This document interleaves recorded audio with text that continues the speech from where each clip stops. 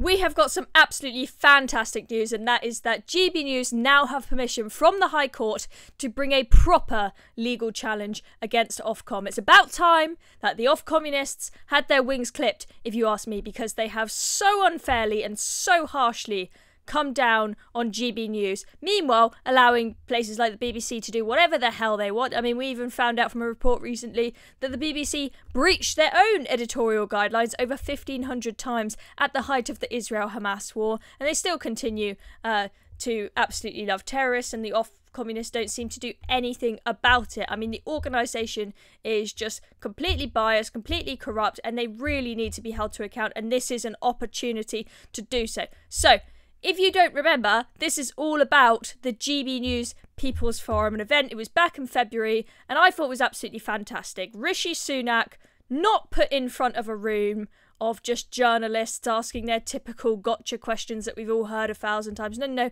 He was put in front of a room of real, proper, working class, and all over the country, of all different backgrounds, Brits. Proper voters, proper normal people, and he was asked unscripted, unprepared, he didn't know what they were going to say, proper questions. He was held to account, and I thought it was absolutely brilliant, and he was asked some pretty difficult, harsh questions. If you don't remember, here is one of them.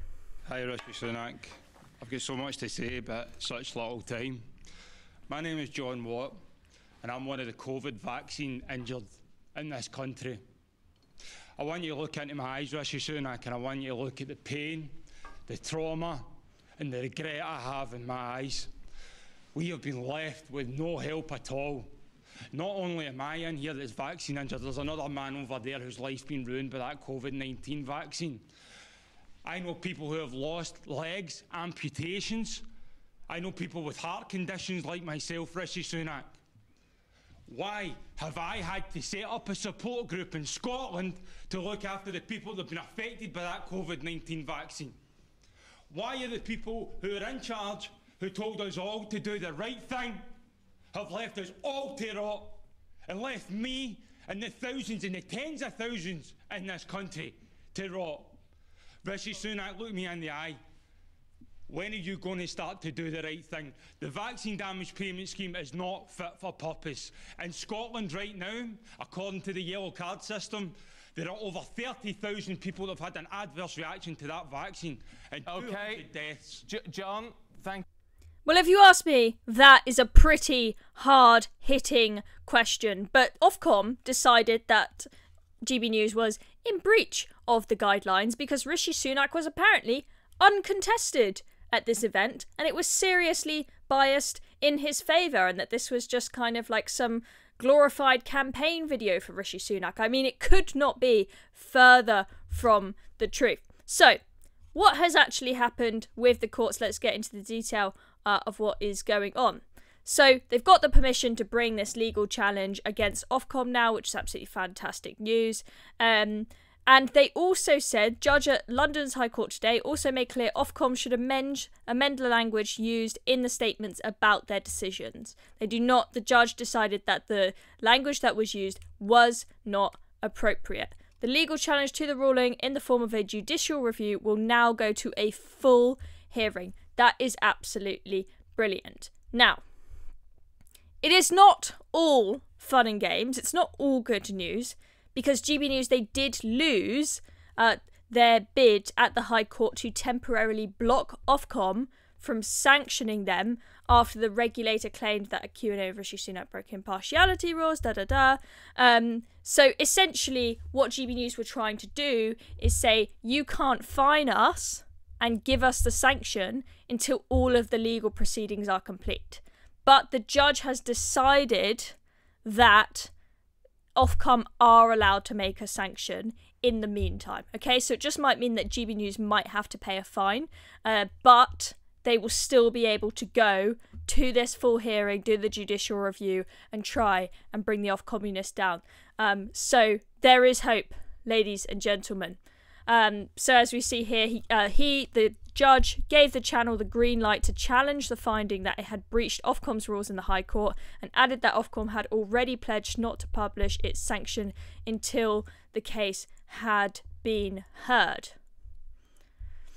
But, you know, the good news is that even though they lost this bid in the court, the judge has said that their case, from looking at it, is strong enough that he thinks it deserves a proper hearing. He said GB News' case was reasonably arguable, and its arguments raise grounds of considerable public importance, which should be considered at a substantive hearing. Now, I can see clear as day that this event was not biased. Also, bear in mind the fact that not only was Rishi Sunak really held strongly to account with very, very difficult questions, but also Keir Starmer was invited to do the same. Okay, it's not GB News' fault that Keir Starmer refused to do one of the same events. It's not like they were only inviting Rishi Sunak because they only wanted to push the Conservative point of view. And I mean, if you ask me, if you watch GB News, if those Ofcom lot actually sit and watch GB News, you'll see that the presenters and the guests all the time slag off the Tories, and most of them are absolutely fed up of the Conservative Party, like many people are, that move to reform. It's definitely not a channel that is just like pushing Tory propaganda all the time like Ofcom seem to think it is. And I just want to re-show you the video that GB News put out when this finding from Ofcom came out, claiming that they had breached the guidelines in response to it. And I think this was one of the first times where we actually saw GB News actually starting to engage in a fight against Ofcom, because when they the first few times I'd had Ofcom come at them for problems, you know, they were so scared of being shut down by Ofcom, if you ask me, that they would, you know, they didn't really fight back. But then eventually it got to the point where Ofcom's constant pursuing of GB News, it was just getting so ridiculous that something had to be done and they had to start standing up for themselves. So this was the video that GB News put out initially when Ofcom said that they were in breach of the rules.